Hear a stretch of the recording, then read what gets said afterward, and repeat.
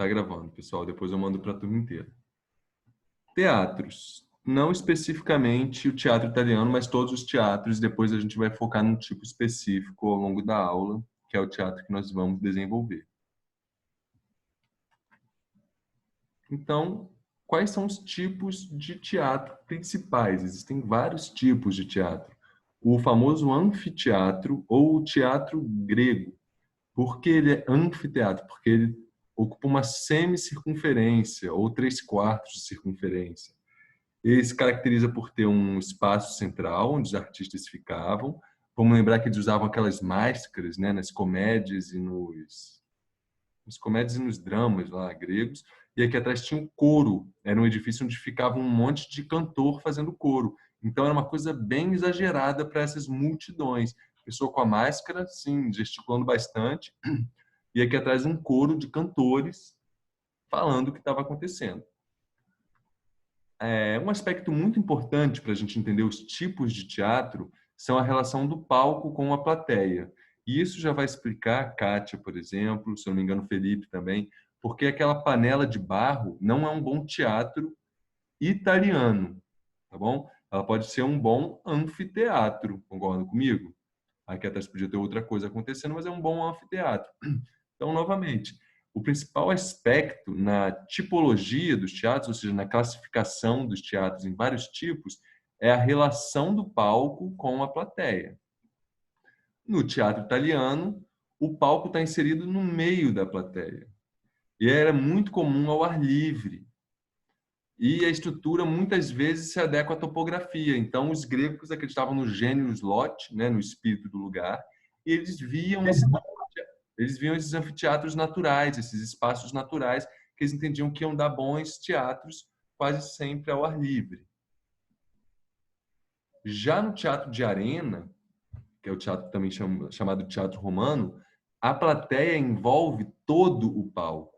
Então, olha a diferença para o grego. No grego ainda tinha um espacinho aqui atrás, que era onde ficava o coro. O artista entrava e saía desse espaço, e aqui tinham os cantores. No teatro romano, não. Tá? Não tem aqui um edifício de apoio. Então, o palco fica inserido no meio da plateia. Nessa tipologia, a plateia é disposta em todos os lados ou em toda a circunferência do palco, podendo a sua forma ser circular, triangular, quadrada, trapezoidal. Normalmente ele é circular ou elíptico, né? Que eles chamam de oval, mas ele é elíptico. E também é muito comum ao ar livre. E assim como nos outros teatros, toda a estrutura fica à vista do espectador. E, diferente do grego, aqui a estrutura não está ligada à topografia do terreno. Então, vamos pensar que sempre tem que haver uma área de suporte, gente. Sempre tem que haver os bastidores. No grego, os bastidores eram um edifício atrás do palco. No romano, onde ficavam os bastidores?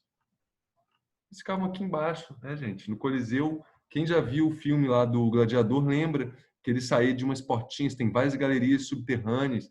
Então, os escravos, os gladiadores, os animais ficavam aqui embaixo e podiam sair debaixo do palco. E também uma característica marcante na relação do palco com a plateia é que não tem frente, né? O ator, o artista, o gladiador, ele tem que olhar para todos os lados. No teatro grego, ele olha para frente e para os lados. E o terceiro tipo, muito comum historicamente, mas que hoje em dia caiu em desuso, é aquele do Shakespeare apaixonado, né? Daquele filme, que é da época do Shakespeare. A gente chama de teatro elisabetano, era a Rainha Elizabeth, e nessa configuração a plateia envolve o palco em 3 lados. Não há, na maioria das vezes, a presença da boca de cena, que eu vou mostrar já já, no teatro italiano. A boca de cena é o que separa o palco exposto do palco atrás das cortinas. Tá? Então, a boca de cena é aquela cortina. Não há quase nunca cortina e nem caixa cênica. Caixa cênica é o espaço dentro das cortinas. Ou seja, toda a estrutura do palco, toda a estrutura da cena fica à vista do espectador. As varas de cenário, a iluminação, os recursos técnicos, tudo fica à vista do observador. A diferença é que há um espaço do palco que é envolvido pela plateia e outro espaço que fica de frente para a plateia. Então ele tem essas 2 áreas, mas não há cortina, não há como você esconder ainda os bastidores. Então, esses 3 tipos são os 3 tipos históricos que a gente chama. O elisabetano, que é da Idade Média, o de arena, que é o romano, surgiu lá em Roma, e o anfiteatro, que é o teatro grego, também da Antiguidade Clássica. A esses, existem vários outros teatros contemporâneos, que a gente vai ver lá no Sesc Glória, como, por exemplo, o teatro... Qual é o nome, amor, da Lina Bobardi? O Teatro Oficina. Tá? O Teatro Oficina é um teatro que só existe lá em São Paulo, que é esse aqui que vocês estão vendo. Ele foi projetado pela Lina Bobardi para uma companhia de teatro específica, que é a companhia Teatro Oficina. E ele tenta simular a rua, os carnavais, por exemplo. Então, você tem vários andaimes e as pessoas circulam aqui no meio como se estivessem passando pela rua mesmo. E esses andaimes eles podem ser desmontados e montados de novo. Esse teatro recentemente estava tentando ser comprado pelo Grupo Silvio Santos para ser demolido, mas o Zé Celso, que é o diretor, ganhou na justiça e está agora batalhando para criar um parque em volta do teatro, que é o Parque do Bexiga. Tá? Então, o novo Teatro Oficina. Está escrito aqui, São Paulo, né? Então, o palco é instalado longitudinalmente entre 2 plateias distintas. Esses palcos de rua são muitas vezes instalados em ruas, praças, parques, e o espetáculo estabelece uma diferente estética de encenação, com as saídas e entradas de cena sempre pelas laterais. O ator sempre entra para um lado, sai pelo outro, e as pessoas ficam assistindo de um lado e de outro. Normalmente esse teatro está na rua, mas aqui a gente está vendo um teatro construído pela Lina Bobardi lá em São Paulo. Uma coisa legal do Teatro Oficina Professor, também, gente, da Lina, é que a cobertura abre. Então, você pode fazer o teatro à luz das estrelas, né? Sob a luz do sol. Se chover, pode chover lá dentro. professor, Diga. tem como voltar um pouquinho que eu não consegui perceber esse palco longitudinalmente, não. É porque aqui na imagem, André, não dá para, não está muito É, claro, André. eu não, cons- Mas não está muito claro. é só você pensar nas paradas de 7 de setembro ou nos desfiles de carnaval que Isso, no caso, ocorrem. é a coxia, isso que está na tela aí, a coxia? É a Não parte de tem trás do coxia, palco? não tem coxia, não tem bastidores aqui, tá bom? Aham, A pessoa passa como se ela estivesse passando na rua. Eu trouxe a imagem da Lina, embaixo. mas é melhor você pensar em rua mesmo. Quando eles montam aquelas arquibancadas na rua, de um lado e do outro, lá em Salvador, para o Entendi, bloco passar no meio, tá bom? Ou então os entendi. carnavais antigos, antes de haver o sambódromo. O próprio sambódromo, ele Uhum. replica um teatro de rua. Então, qual é a relação do palco com a plateia? O palco, ele é uma rua, ele é longitudinal, ele é comprido. E as plateias estão dos 2 lados dessa rua. Se a gente tiver coxia ou bastidor, vai estar num extremo ou no outro, fora da rua. Vai estar lá na Praça da Apoteose, certo? Ou na concentração do Sambão do Povo. O Sambão do Povo é um teatro de rua. E o teatro múltiplo é um que a gente tem lá no Sesc Glória, que é bem interessante, que é uma sala com a sala inteira é um palco e nós temos esses praticáveis que a gente chama, que são essas arquibancadas móveis que podem subir e descer. Então, o próprio nome já diz tudo, né? Teatro múltiplo. Ele pode ser organizado aí, André, já respondendo, dessa maneira, como se ele fosse um teatro de rua. Ou ele pode ser organizado dessa maneira, como se ele fosse um teatro de arena. Ou ele pode ter as passarelas lá em cima. Aliás, esse tem as passarelas fixas lá em cima. Então, o teatro múltiplo, ele acabou subvertendo essa rigidez dos teatros anteriores. Ele permite múltiplas configurações. A gente pode ter um desses também no nosso espaço, principalmente no que a gente está chamando de sala multiuso. Os teatros múltiplos, os chamados teatros múltiplos, são caracterizados pela possibilidade de montagem de palco em diversas posições, não possuindo uma caixa cênica propriamente dita. Eu já vou chegar na caixa cênica, tá, gente? Então, as varas de cenário, a iluminação, as varandas e manobras de carro de contrapesos, quer dizer, onde vai descer o cenário aqui, se ele for descer, tudo isso fica visível para o espectador e é distribuído em toda a extensão do espaço, possibilitando a liberdade de escolha do local e da configuração do palco e da plateia a ser instalada. Normalmente, esses teatros são interessantes para as peças mais contemporâneas.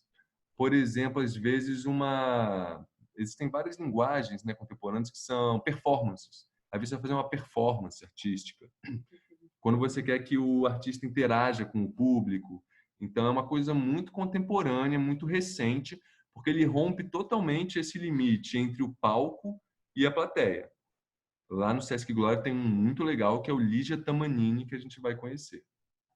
E aí, finalmente, a gente chega no nosso palco, no nosso teatro, desculpa, que vai explicar um pouco do que eu falei nos anteriores. O teatro italiano. Atenção, gente. Vocês podem fazer teatro de rua, anfiteatro ao ar livre. Acho que naquele espaço ali inferior, por exemplo, do André, é muito legal fazer um anfiteatro. Na panela, lá em cima, pode ter um teatro, um anfiteatro. Vocês podem ter vários tipos de teatro nesse projeto, mas necessariamente tem que ter o teatro italiano. Além desses outros que são opcionais, existe um tipo de teatro que é o teatro italiano, que é obrigatório. E ele é o teatro mais convencional aqui na nossa sociedade ocidental e mundial. O que caracteriza esse teatro? A disposição frontal da plateia ao palco. O palco italiano é o mais utilizado entre as tipologias existentes. Além dessa disposição frontal da plateia, outros elementos caracterizam o teatro italiano. O palco é delimitado pela boca de cena e sua consequente cortina, e a presença da caixa cênica com urdimento, que é a parte de cima, as coxias, que são a parte em volta do palco, e as varandas, que são essas passarelas em cima do palco. Então, novamente, gente, o que caracteriza o teatro italiano em relação a todos os outros é que o palco está sempre de frente para a plateia. Então, existe o que os artistas chamam de quarta parede. A quarta parede é essa parede aqui, olha.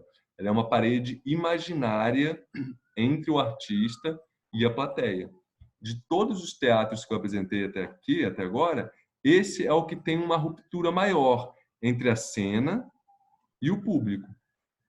É como se houvesse uma parede invisível aqui, a gente está olhando dentro de uma televisão. E aí, o que é a caixa cênica que nós chamamos? A caixa cênica é esse grande espaço que envolve a área de cena. Olha a caixa cênica aqui, bem clara. Aqui está o palco, a área de cena. Aqui está a quarta parede, onde fecha a cortina. Ela separa a plateia do palco. E a caixa cênica, ela envolve essa área de cena. Por que a caixa cênica é importante e é um grande avanço? Primeiro, porque ela permite esconder a cena, mudar tudo, abrir a cena e está tudo diferente. Depois, porque ela permite que a pessoa saia daqui de cima, desça voando, pendurada num cabo de aço, e suba e desapareça novamente. Ela permite que a pessoa saia de um lado do palco, passe por trás das cortinas, troque de roupa, mude de sexo e entre do outro lado do palco sendo um outro personagem completamente diferente. Ela permite que nós tenhamos vários cenários que descem e sobem aqui atrás. Na medida que a cortina abre e fecha, o cenário muda completamente. Então, a caixa cênica permite que a pessoa circule acima, ao lado, atrás e quase sempre abaixo da área de cena também, como eu vou mostrar para vocês adiante. E essa relação da plateia de frente para o palco não quer dizer que a plateia tem que ser retangular, não. Tá? A plateia pode ser semicircular, pode ser uma estrutura mista, né? Cada fileira de poltrona em uma direção, pode ter ferradura, uns camarotes lá em cima e aqui embaixo, em formato semicircular. O importante é a caixa cênica e a quarta parede, que rompem totalmente o espaço da plateia com o espaço do palco. Qual é o esquema funcional do teatro italiano? Isso aqui foi um organograma, né, que a gente organizou, um fluxograma. Primeira coisa, ele tem dois acessos muito independentes. Um acesso dos bastidores, dos serviços, e outro do público. O público chega no foyer, tá? Alguns chamaram de foyer, não tem problema, mas é uma palavra francesa, então é o foyer. O público entra no foyer, que é aquela sala de espera, né? A recepção. Tem o café, bombonier e os sanitários. Não necessariamente dessa maneira, mas é onde você vai comprar água, principalmente, ou você pode sair da peça para comprar alguma coisa no intervalo da peça, as pessoas comem, ou você vai ao banheiro. Normalmente, gente, quem entra no foyer já pagou o bilhete. Então, você pode pagar o bilhete aqui fora, numa cabine, ou no caso de um centro cultural, você pode comprar no saguão, em qualquer lugar. Mas é comum que para entrar no foyer já haja um acesso de público, um controle de público. Isso não é regra num centro cultural. A gente pode usar o átrio do nosso centro cultural como foyer e só controlar o acesso à plateia. Não tem problema. Vocês vão escolher se o bilheteiro vai ficar aqui, o controle do bilhete vai ficar aqui, ou vai ficar aqui, num centro cultural. Num teatro de rua, não. Quando a pessoa entra aqui, ela já pagou para entrar. Beleza? Aí passou do foyer, chegou na plateia.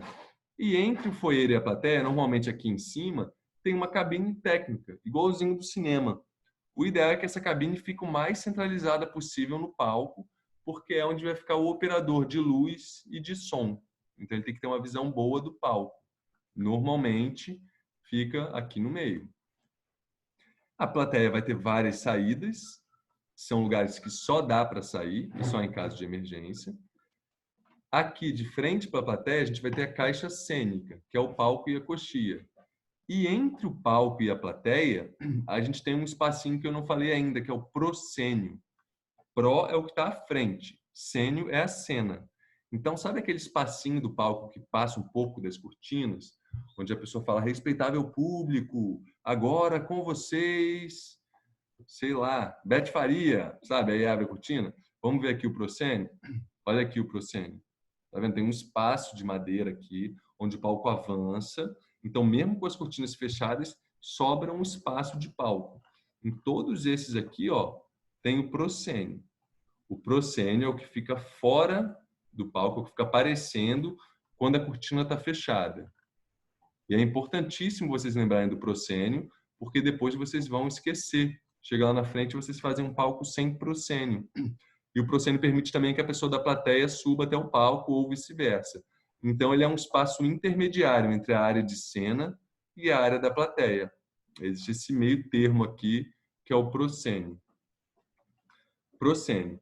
Palco mais coxia. Por que palco mais coxia? Porque a coxia é a lateral aqui e a parte de trás da cena. Quando baixarem as cortinas aqui, vão ter várias cortinas pretas aqui, um cenário no fundo, e as pessoas podem andar em volta. São também chamados de bastidores, beleza? Então, a coxia são os bastidores. Quando não tem nenhuma cortina no palco, é a mesma coisa, igual vocês estão vendo aqui. Aqui parece que tudo é palco, né? Mas na realidade não é tudo palco, porque as cortinas vão baixar e a gente vai ter uma divisão entre palco e coxia. E conectando ao palco e a coxia por trás, a gente tem toda a infraestrutura, que são os camarins, a área de estar dos atores, dos artistas, os depósitos, etc. Não pode ser usado para depósito essa área, né? E é isso. Tá? A cortina corta-fogo, a gente não precisa se preocupar com isso agora, porque a gente não vai fazer um projeto executivo. E é importante, pessoal, aqui do lado de fora, na chegada da infraestrutura, a gente tem uma baia para carga e descarga e tem também o que a gente chama de docas. Quem trabalha com logística, quem trabalha em porto, já sabe o que é uma doca. Doca é onde o caminhão encosta para poder descarregar as coisas. Então, aqui a gente tem que ter uma porta já na altura do palco. Qual é a altura do palco? Está mais ou menos de 90 a 1,10 de altura. Então, o ideal é que o caminhão consiga encostar aqui, descarregar as coisas, já a 1,10 de altura, já na altura do palco, para não ter que haver uma movimentação de grandes cargas, de muitas coisas pesadas. Vamos dar um zoom agora só nesse setor aqui, se eu não me engano. Não, ainda vou chegar nesse zoom, tá, gente? Primeiro, então, vamos explicar como dimensionar cada um desses espaços. O foyer. Olha lá que foyer bonito. As pessoas entram por aqui, aqui tem um café bacana, aqui a pessoa pode subir para acessar a plateia em outros níveis. Provavelmente aqui em cima está o técnico de som escondido. Um outro foyer para um teatro menor, um foyer para um teatro gigante. E vocês vão calcular o seguinte: 1 metro quadrado para cada 3 lugares, livre, ou seja, sem considerar móveis, bar, mesas e cadeiras. Vamos fazer uma conta rápida aqui para o nosso dimensionamento. Eu quero um teatro italiano para 500 pessoas. Eu preciso de 1 metro quadrado para cada 3 lugares. Qual tem que ser a área livre do meu foyer? 500 dividido por 3, certo? Então, essa é a área livre do meu foyer. Vamos botar aqui 133,333. Então, vamos fazer um foyer de 140 metros quadrados. Tá bom, gente? Vocês podem ver que é gigante, então, né? Um apartamentaço, o foyer de vocês. Vamos anotando aí para depois fazer o pré-dimensionamento que vocês vão me entregar na aula que vem. É bem simples, pode ser feito em um AutoCAD ou um croquis, mas tem que ser com escala. Foyer, 140 metros quadrados para 500 pessoas. E aí eu já dou uma dica para vocês, que isso é o que a gente usa para shows também. Então, você vai fazer um espaço de shows ao ar livre. Se é um espaço para 1.000 pessoas, vocês precisam de 340 metros quadrados, tá bom? Porque 3 pessoas em 1 metro quadrado é o cálculo que a gente faz para as pessoas não ficarem muito apertadas. Plateia. Plateia pode ser de vários formatos. Ela pode ser arredondada. Aí aqui nesse caso a gente tem um mega proscênio, né, gente? Para fazer essa plateia que são arcos plenos, arcos perfeitos, a gente tem um proscênio que também é um arco pleno. Também é uma semicircunferência. Ou a plateia pode estar sempre de frente para o palco. Como dimensionar a plateia, gente? Eu acho que até tem aqui. Deixa eu ver aqui. Tem aqui, né? Mas a primeira coisa que vocês têm que saber é o tamanho de um lugar. Quem sabe o tamanho de um lugar consegue dimensionar a plateia. Quanto ocupa um lugar? 60 centímetros, né, de largura por 1 metro de profundidade. Então, cada cadeira dessa aqui vai ter 60 de eixo a eixo e 1 metro aqui. Tá? Então, para 500 pessoas, façam as contas. 0,6 metros quadrados vezes 500. Isso só de poltrona, beleza? Só de poltrona, então a gente tem 300 metros quadrados. Concordam comigo? Porque cada pessoa ocupa 0,6 por 1, ou seja, 0,6 metros quadrados. Isso vezes 500 vai dar 300 metros quadrados, sem contar com as circulações. Vamos lá. Outros tipos de disposição. Desculpa, João, interromper. Sem contar o quê? Sem contar com as circulações, Kátia. Só de poltrona, Ok. só de poltrona são 300 metros quadrados, tá? A gente ainda vai dimensionar... Cortou, não deu para ouvir. Uhum. Esse tipo de plateia aqui, gente, é o mais convencional, né? Lá no Carlos Gomes é assim. No Glória, se eu não me engano, não é assim. Mas ela não é mais usada. Essa circulação, onde não há um corredor central no eixo do palco, ela é melhor. Hoje em dia a gente só faz teatro assim, não faz mais teatro assim. Por quê? Porque a melhor vista do palco é essa daqui. E se vocês deixam isso aqui livre, vocês estão perdendo os lugares da melhor vista. E o que é pior, qualquer pessoa que entrar atrasada, qualquer pessoa que sair para o banheiro, vai atrapalhar a visão de todo mundo do centro do palco. Então, podem anotar aí, não se faz mais circulação de plateia alinhada com o centro do palco, beleza? Isso é uma coisa que muitos vão esquecer e vão fazer. Não se faz mais. Isso aqui é ótimo para a igreja, é ótimo para casamento, mas não é bom para promover a catarse, que é a imersão das pessoas na peça teatral. E existem ainda outras configurações, tá? Configurações diversas. Aliás, essa daqui nem é um teatro italiano, né? Esse trabalho, essas imagens foram pesquisadas por uma monitora, Raquel, que me ajudou com isso. Eu quero que vocês observem também, gente, na disposição das plateias, uma coisa que dá muita dor de cabeça para os alunos e para o professor explicar, que são os níveis. A pessoa vai entrar no meu teatro lá por trás e vai descer, desceu, desceu, desceu, desceu, desceu, desceu, desceu. Pode ser, não tem problema. A pessoa chegou lá atrás e desceu. Como no teatro a gente normalmente quer ouvir a voz do ator, não é interessante fazer cinemark, não, tá? Vou fazer aqueles degrauzões, 2 degraus em cada patamar, em cada nível, para não ficar nenhuma cabeça na frente. Não. Vamos colocar degraus de 12,5 centímetros, tá? Então percebam que os degraus são pequenos, porque todo mundo, até o cara que está lá atrás, quer ver a gota de suor na testa do ator, quer ouvir o timbre de voz do ator, ele quer ver o rosto do ator. Então os degraus são baixos. Mas o mais importante, a pessoa, a pessoa entra pelo lado e desce e sobe, ou a pessoa entra por trás e desce. Vocês vão ter que calcular esses níveis. Então, nada de teatro plano, como o Sesc Glória ou o Carlos Gomes. Não fazemos mais também teatros planos. Vocês têm que pensar se a pessoa vai entrar pelo meio da plateia e vai subir e descer, se a pessoa vai entrar lá por trás e só vai descer, e tudo isso vai alterar o nível final do palco. Então, vocês precisam entender de níveis. A melhor maneira da gente projetar um teatro é em corte. Tá? A melhor maneira da gente projetar uma plateia e um palco é em corte. E o mais simples é a pessoa entrar no meio. Diga. Só recapitulando. Então, a altura do degrau é 12 centímetros. 12 centímetros e meio. Vamos ver aqui na frente isso? Deixa só eu verificar, porque essa aula daqui é uma aula da USP, tá? Que eu usei para poder preparar o material, porque eu não sou especialista em teatro. Eu peguei um escritório que é especializado lá de Belo Horizonte e peguei essa aula da USP. Isso mesmo. Vamos usar essa distância aqui. Quem foi que perguntou? Desculpa, quem perguntou?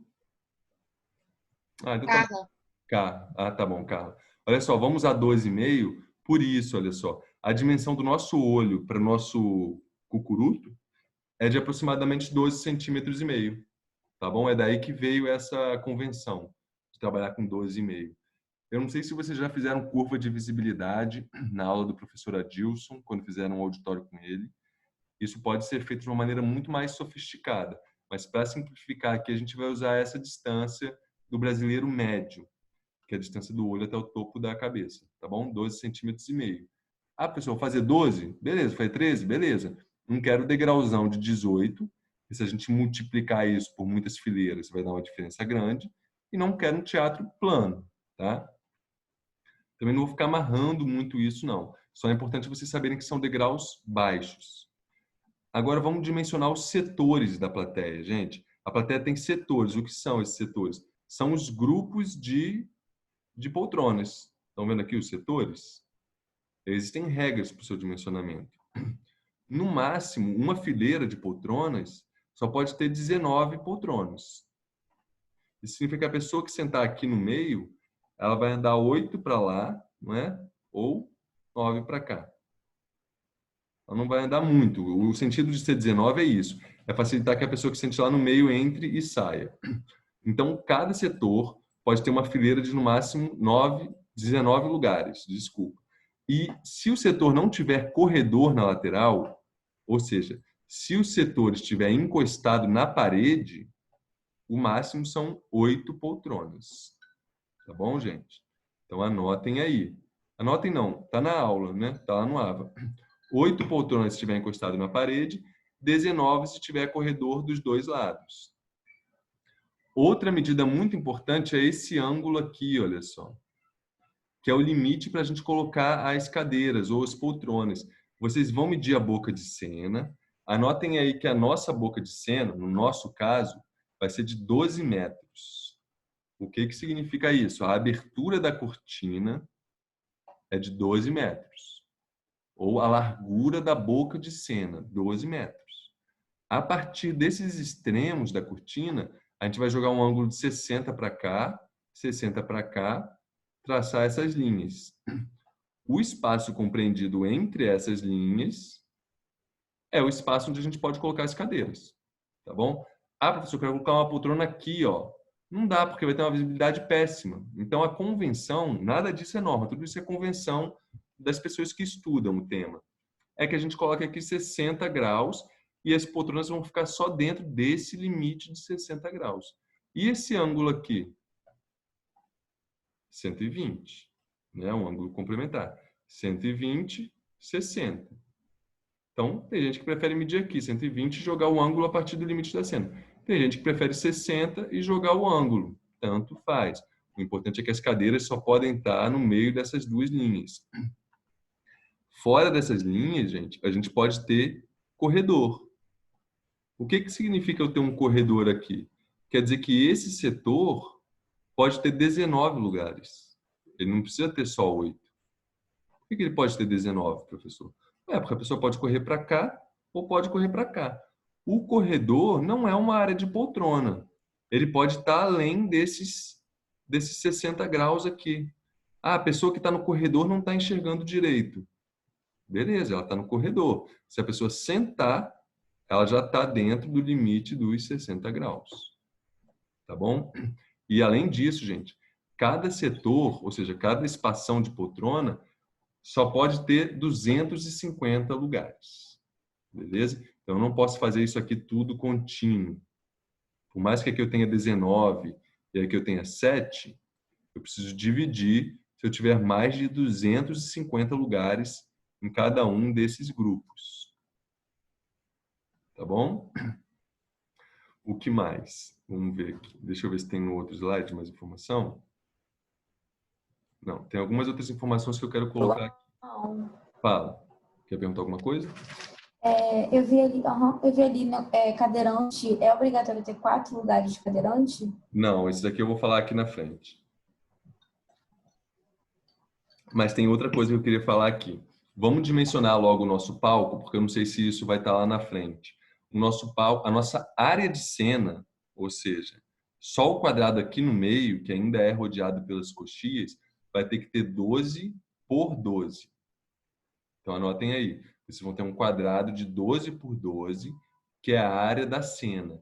Quem quiser fazer um croquis, desenhe um quadrado tracejado de 12 por 12. Além desse quadrado tracejado, a gente vai ter as coxias, que são o espaço fora da cena. Esse palco aqui está representado, ele é péssimo, né, gente? Porque ele é muito chato, assim, ele é pouco profundo. O ideal é que a área de cena seja sempre quadrada, para a gente poder ter peças com mais profundidade. Então, na coxia, eu vou querer 3 metros de cada lado e 3 metros no fundo. Vamos somar, então? Anota aí o monitor da turma, por favor. 3 mais 12 mais 3. Ou seja, largura da caixa cênica, 18. De profundidade, 12 mais 3. Profundidade da caixa cênica, 15. Então, a caixa cênica de vocês vai ter, no mínimo, 18 por 15. Sendo que desses 18, só os 12 do meio serão abertos. Ok? O espaço do proscênio, gente. O ideal é pelo menos aqui 1,5 metro. Tá? A gente vai ver isso lá na frente, mas vamos pensar pelo menos 1,5 metro. Agora vamos chegar na pergunta da aluna, né? Cadeira de rodas. Os cinemas, teatros, locais de reunião tem que ter uma área para o público, para o cadeirante, para quem tem mobilidade reduzida. O que é isso? Um idoso, uma pessoa que tem, às vezes, um problema de circulação porque tem uma perna menor do que a outra, tá? Pessoa que manca. E pessoas obesas. Esses 3 públicos, o cadeirante, o idoso e a pessoa com mobilidade, e a obesa, ele tem que estar numa rota acessível, ou seja, com rampas e perto de uma rota de fuga. Tá? Não pode ter degraus. Você tem que conseguir correr, se pegar fogo, e tem que conseguir sair sem subir um degrau. Isso não significa que para entrar, o obeso e a pessoa com mobilidade reduzida, eles podem descer degraus, sim, para poder chegar no seu lugar. Mas se pegar fogo, tem que ter alguma porta ali naquele nível. Vamos ver se a gente acha aqui algum bom exemplo, gente. Esse exemplo aqui é bom, olha só. Vamos supor que a entrada é por aqui. Ninguém entra por aqui, beleza? Só entra por aqui. Não tem problema. Aqui pode ter lugar para idoso, para obeso. Se pegar fogo, essas pessoas conseguem sair por aqui. Tá? E o cadeirante pode sentar aqui também? Pode, mas aí ele não vai entrar lá por trás. Ele vai ter que entrar por uma entrada que, na verdade, é uma saída de emergência. Né? Ele entra por uma entrada de serviço, ele é cadeirante. A gente tem que refletir o quanto isso é legal. A pessoa se sentir entrando pelos fundos, né? Vamos dizer assim. Também é interessante que esses lugares estejam distribuídos pela plateia, para a gente não ter um setor de idosos, né? Fica o setor dos cadeirantes, um cadeirante do lado do outro, 10 cadeirantes, olha que coisa horrível. Sem contar que os cadeirantes, normalmente, eles vêm com seus familiares, com seus acompanhantes. Então, o ideal é que a gente pegue esse setor, essa rota acessível, e distribua algumas cadeiras de roda ao longo da rota acessível. E aí, tá aqui o que eu falei, sempre tem que ter um assento para acompanhante junto com o cadeirante. E o recomendável são 2 assentos para acompanhante. Tem que ter uma boa visibilidade, acústica, conforto e segurança, isso para todos os assentos, tá? Porque a gente pegou isso da NBR 9050. tem que estar num piso de plano horizontal. Isso se relaciona com a rota acessível, mas é mais do que isso, porque uma rampa é acessível, mas o piso da poltrona tem que ser plano, não pode ser a rampa. E, preferencialmente, com cadeiras removíveis, para poder permitir ampliar. Então, isso aí não vai entrar para a gente, tá? Cadeira removível, porque não é um projeto executivo, basta a gente considerar que aquela cadeira é removível. Agora sim, vamos dimensionar isso aqui, tá? Quantas cadeiras a gente precisa para cada um desses públicos? A gente está nessa faixa aqui. Quem fizer com menos de 200 lugares, reprovou na matéria, tá? Quem fizer com mais de 500 lugares, não tem problema, pode fazer. Eu espero que ninguém passe de 1.000, porque 1.000 lugares é muito lugar. A gente não tem nenhum teatro com 1.000 lugares no Espírito Santo. O primeiro vai ser o teatro lá do Cais das Artes. Vamos tentar ficar nessa faixa, que eu escolhi essa faixa conversando justamente com um teatrólogo lá do SESC. Ele falou, João, 500 lugares é um número bom, porque a gente consegue atrair as maiores peças do Brasil. Tem peça que só vai para teatro com 500 lugares ou mais. Mas é difícil ter uma peça que exija mais do que 500 lugares. Ah, só vou para uma cidade com 1.000 lugares.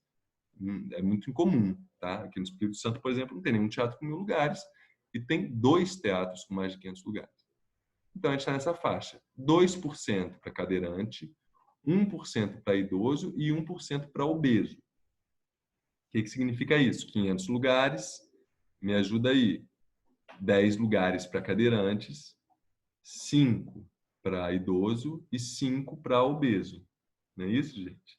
E a poltrona do obeso? Como é? Essa poltrona aqui, ó. Ela tem de 1 a 1,20 de largura. E o resto aqui é igual. E a poltrona padrão pode ser menos de 60, tá, gente? Eu falei 60 para ser generoso, mas ela pode ter menos de 60. Também é interessante, gente, voltando aqui agora lembrando disso, que as poltronas estejam alternadas entre as fileiras. Ou seja, que a cabeça da pessoa da frente esteja alinhada com os braços da poltrona de trás. Não fique um monte de cabeça alinhada, cabeça com cabeça. Então, como a gente faz isso? É só tirar uma poltrona de cada fileira. Fileira sim, fileira não, a gente tira uma poltrona. Ah, essa daqui está completa? A da frente vai faltar uma poltrona. Depois, fileira completa, a outra eu tiro uma poltrona. Porque aí eu consigo deslocar um pouquinho as poltronas de uma fileira para outra e aí a pessoa de trás enxerga por cima dos ombros da pessoa da frente. E com isso não tem problema o degrau ser baixinho. Além de estar na altura do olho até o cucuruto, ela não está olhando atrás da cabeça, ela está olhando por cima dos ombros. Tá bom? A altura do palco, gente. O palco, em relação ao piso da plateia, tem que ter entre 90 e 1,10. Tá bom? O espaço para o cadeirante está aqui. Eu acho que não faz sentido também eu ficar lendo a norma para vocês, né, gente? Vocês vão pegar essa imagem ou vão pegar a norma e vão dimensionar o lugar do cadeirante. E o assento para a pessoa com mobilidade reduzida ou obeso tem que ter 60 centímetros aqui. Tá? Os outros podem ter 40, por incrível que pareça, 40 centímetros. Então, um bom lugar para colocar esse público, novamente, o idoso, o cadeirante, a mobilidade reduzida, é essa fileira aqui, ó, do meio. O senhor pode tanto sentar aqui ou sentar aqui, se estiver no mesmo nível. Né? Você pode fazer isso aqui no nível da circulação ou isso aqui no nível da circulação. E aí isso daí é muito bom, tá? Porque a pessoa fica perto de uma rota de fuga, tem muito lugar aqui, a gente consegue distribuir e fica mais ou menos no meio da plateia, tem uma boa visão. Agora sim, vamos ver aqueles bastidores lá, aquela parte lá, tá até indicada aqui. O palco e o serviço, né? Existe um pátio de carga e descarga. O caminhão vai encostar numa porta mais alta, de 90 a 1,10 de altura, que vai dar num depósito. E aí é o depósito de cenários que muitas vezes funciona junto com uma oficina para poder serralheiro cortar, mexer no cenário. E esse depósito se conecta com o palco.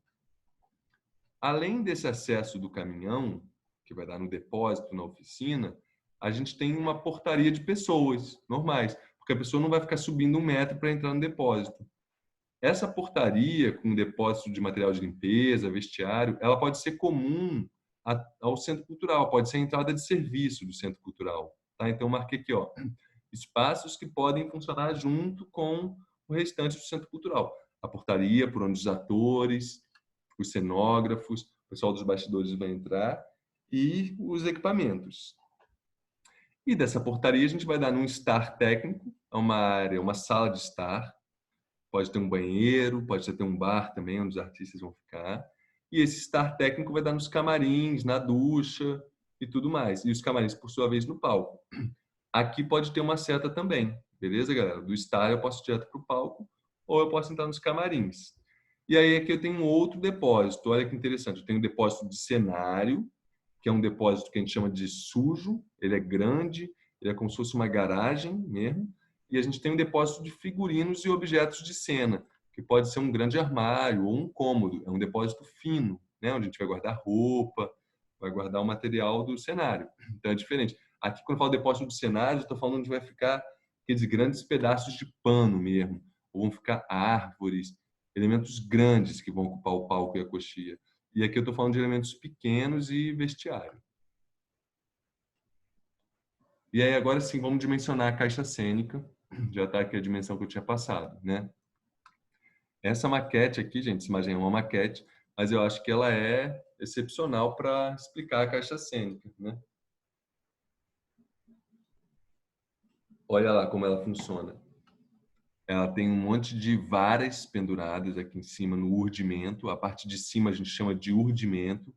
É interessante que na Bíblia eles se referem ao céu como urdimento, né? Deve vir daí. Então, aqui dentro a gente está vendo a área da cena, né? Quem vê isso aqui parece que só existe isso. Ah, uma sala, tá vendo? Com uma floresta lá atrás. Mas não, aqui em cima tem um monte de vara pendurada, onde fica a iluminação, onde os atores podem se pendurar. Aqui em cima existem as varandas em volta dessa caixa cênica, que é onde trabalha o tal do contra-regra. É a pessoa que opera essas varas, que opera esses equipamentos, puxando roldanas, subindo e descendo com coisas, subindo e descendo com um cenário. O cenário lá atrás também fica pendurado numa dessas varas que sobem e descem. E aqui do lado os bastidores. A pessoa sai, dá a volta, passa por trás do cenário, bota um nariz de palhaço e entra de novo. Ela sai, dá a volta, muda totalmente de roupa e entra de novo. Então ela pode dar a volta aqui por trás. Aqui também dá para enxergar bem isso, né, gente? E aqui ainda tem a vantagem de ter a quartelada, que é o espaço de baixo. Então, a gente está na plateia, está vendo só isso aqui, né? Parece que é uma televisão, assim, que é uma caixinha mágica. Mas tem gente trabalhando aqui em cima, tem gente passando aqui atrás, e tem gente, às vezes, aqui embaixo que, de repente, pum, aparece misteriosamente. Aqui na frente, para além da boca de cena, o proscênio, e aqui ainda tem o espaço do fosso ou da orquestra, que eu não vou querer que vocês façam não, porque não se usa mais. Normalmente o proscênio cobre já esse espaço. Beleza? Simples, né, gente? No nosso caso, a nossa área cênica, que é a área visível ao público, é de 12 por 12. Além desses 12 por 12, tem 3 metros na lateral, nas coxias, e 3 metros nas coxias de trás, lá atrás, tá? E a altura, gente, vocês estão vendo que a altura é muito alta, né? Eu vou colocar aqui, ó. Acho que tem no outro slide. Aqui está explicando o que é cada coisa, as varas de palco penduradas, a boca de cena. Eu estou olhando aqui de dentro para fora, tá, gente? A plateia, ó, lá fora. Aqui os bastidores, as coxias, as varandas, onde operam os técnicos, o urdimento, onde ficam as varas de palco, e o proscênio lá na frente. A ribalta são as luzes que ficam lá no proscênio, tá? A orquestra não nos interessa aqui. E olha só que bacana esse daqui, gente, a Ópera de Viena, eu acho. Olha como é gigante o espaço. E pensem que o que as pessoas veem no máximo é isso daqui. Mas na prática o que a gente tem aqui é um grande galpão. Beleza? Agora sim, vamos dimensionar com calma, gente. Nossa boca de cena, a abertura do nosso palco, 12 por 6. O que é isso? 12 metros de largura por 6 de altura. Essa é uma proporção que eles recomendam também, que a largura da boca de cena seja correspondente ao dobro da altura. Não é o que acontece aqui na Ópera de Viena, né, gente? Aqui está mais próximo. Aqui está bem próximo, beleza? Então, a largura é 12 e a altura é 6. Esse é só o buraco da cortina. 12 por 6. E a caixa cênica, então? Já está tudo aqui, ó. 18 de largura e 15 de profundidade. Beleza? Agora, o pé direito é que pega. Olha a altura da caixa cênica. 2,5 vezes a altura da boca de cena. O que quer dizer isso? Se aqui eu tivesse 6 metros, tudo isso aqui, até lá em cima, 15 metros, tá? Vou pegar aqui esse exemplo, porque esse exemplo aqui está bem em nossa proporção, né, gente? Eu tenho 12 na horizontal por 6 na vertical. Beleza. Então, além desses 6, eu vou ter mais 6 e mais 3. Olha o trambolho, galera. São 15 metros de altura, 18 de largura e 15 de profundidade. Só para essa área da cena. Isso só para a caixa cênica, né? Que envolve a área cênica aqui de 12 por 12. Isso, gente, eu pensei nessas dimensões para poder fazer um teatro bem bacana, tá? Tudo conversando com o Alexandre, que é o cara lá do Sesc. Ele falou, João, 3 metros aqui é bom, porque às vezes é uma dança. A pessoa sai da dança, ela sai no embalo. Então ela tem que ter um espaço de desaceleração. Vão ter os colegas que vão segurá-la aqui, senão ela vai dar de cara na parede. A pessoa sai dançando aqui, ó, no embalo, ela dá de cara na parede. Às vezes a pessoa quer entrar no embalo, ela tem que pegar velô. Então ela vai correr 3 metros para já entrar rodopiando e sair rodopiando. Tá? Por isso também é importante essa largura. E essa altura permite que a gente tenha iluminação lá no alto que simula o céu, por exemplo, o sol. Eu quero uma luz bem distante, uma luz natural. Então, quanto mais alto, melhor também para a iluminação. Tá? Então, adotei essas medidas para a nossa disciplina. Pode ser mais? Pode. Olha essa daqui, que absurdo. Tamanho desse teatro, gente. Olha, percebam que a altura da plateia pode ser muito menor do que a altura da caixa cênica. O que é comum de se fazer, até por uma questão acústica, é a gente usar um forro falso, um forro, né, no teto da plateia, e ter um espaço ali em cima que não interessa, é um espaço perdido. Mas olha a altura dessa caixa cênica. Eu não sei que teatro é esse, mas é um teatro monstruoso. Tem 1, 2, 3, 4, 5, 6 níveis de varanda. Tá? Ou 7 níveis, se chegar até aqui. Percebam que nessa ilustração, as varas com a iluminação estão aqui. Mas se eles quiserem, eles podem levar a iluminação lá para cima. Tá? Com a iluminação aqui, a pessoa sentada às vezes consegue ver a luz. Com a iluminação lá em cima, ninguém consegue ver de onde a luz está chegando. Além, é claro, do subsolo. As pessoas às vezes ensaiam e aí elas podem também, pode ser também um espaço para acessar o palco. Camarins, dimensionamento dos camarins. Os camarins, eu já me arrependi disso aqui, tá? Vou conversar com vocês e vou explicar por quê. A gente dimensiona por pessoas, tá? E não por metro quadrado. Mas a minha filha dançava balé até um tempo atrás e ela consegue dançar em poucos teatros aqui de Vitória, principalmente na UFES, que ela dançava, né? Onde mais? Só na UFES, tá? Por quê? Qual é o problema? Porque a gente faz um teatro para 20 atores. Beleza, para uma peça teatral, 20 atores é muito ator. Mas para apresentação musical, principalmente de escola de música, é pouca gente, né? Escola de dança, escola de balé tem 100, 200 pessoas na trupe, né? Que eles chamam, né? Não é na trupe, né? Na companhia. Então, você tem companhias de 100 bailarinos. Como que você vai fazer uma companhia de 100 bailarinos num espaço, num camarim para 20 atores? Então, eles acabam aqui no Espírito Santo. Professor, Diga. você desceu lá nos camarins da UFES, quando a sua filha estava dançando? Não, nunca entrei. Eu já fiz balé um período e a gente chegava a se arrumar na parte onde eles guardavam o cenário até. Tá bem. Porque era muita gente, muita gente. Agora, no Sesc Glória, eu sei que é muito menor. Então, é um teatro maravilhoso, mas as companhias de balé não conseguem. Quando fazem no Sesc é muito problemático. Até tem uma que eu sei que faz lá no Sesc, mas é muito pequenininho, entendeu, o camarim? O da UFES, mesmo usando o depósito, ainda assim ele consegue atender. Então, você deu uma dica boa. Quem foi que falou isso? Quem deu essa dica? Eu, Ana Paula. Ei, Ana, boa dica. O que vocês podem fazer então, gente, vamos combinar isso. Vamos deixar para 20 atores, mas vamos fazer um depósito então mais generoso. Pensar que se for uma companhia de dança, ela pode usar o depósito e podem ter banheiros ligados à área de estar. O que eu estou falando é isso aqui, ó. Essa área e essa podem servir como camarim se vocês quiserem fazer um teatro para companhia de dança. Se for peça teatral, vamos usar um camarim para 20 atores, tá? Mas se for dança, então a gente já deve considerar que vai usar o depósito. Já é uma saída, então, para isso. Ana, vamos tentar visitar o Teatro da UFES, tá? Eu sempre tento, sempre tem algum problema. Vamos ver se a gente consegue fazer uma visita técnica lá na UFES. É legal que tem vários espaços de exposição também. Enfim, como dimensionar, então, o camarim? Vamos ficar, então, nessa medida dos 20 atores. E aí, quem quiser fazer para mais, faz. Quem não quiser fazer para mais, necessariamente vai ter que pensar no depósito com banheiro também, para poder receber grandes companhias. Tá? No mínimo, um camarim para cada ator. Eu trabalhei lá no Rio, no Teatro Bangu, no projeto do Teatro do Shopping Bangu. Na época eu trabalhava fazendo shopping, né? E eles contrataram o filho do M.M. Roberto. Também era M. Roberto, né? Um arquiteto famoso, que era Marcelo Roberto, não sei. Ele fez o projeto do teatro do Shopping Bangu. E ele tinha 2 camarins coletivos e tinha um camarim individual, que veio escrito assim, a diva.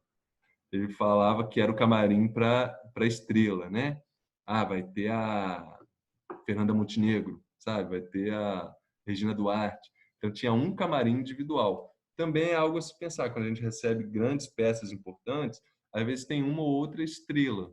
Então, às vezes essa estrela vai querer ter um camarim individual. Mas não é exigência, tá? Eu estou pedindo 2 camarins para sexos diferentes, cada um para 10 atores. Quem quiser fazer camarins individuais, pensando que vai receber a diva, pode pensar também, beleza? E os camarins têm que ser acessíveis necessariamente. Quem só fizer 2 camarins, tem que fazer 2 camarins acessíveis. Quem fizer 10 camarins, tem que fazer 2 camarins acessíveis. Tá? Um para homem, outro para mulher. Ah, não, aqui ainda lá nessa apostila da USP, eles ainda falam que você pode ter, então, um camarim unissex. Mas vamos pensar masculino e feminino acessível, tá, gente? Vamos esquecer isso aqui. É sempre um camarim masculino e outro feminino acessível, tá, gente? E aí, sim, como dimensionar o camarim? A gente tem que ter 1,5 metro de bancada para maquiagem. Por que 1,5, gente? Porque é uma pessoa mais o maquiador, né? Então, se eu tenho 10 atores, eu tenho que ter 15 metros lineares só de maquiagem, só de espaço com espelho. Essa luz aqui eles chamam de gambiarra, tá? Aprendi lá no Sesc Glória. Gambiarra vem daqui, é o nome dessas luzes. Então, 1,5 metro linear de bancada para cada ator e 1,20 m de armário ou de arara, só para a roupa de cada ator. Tá? Então, vamos dimensionar aqui todo mundo junto?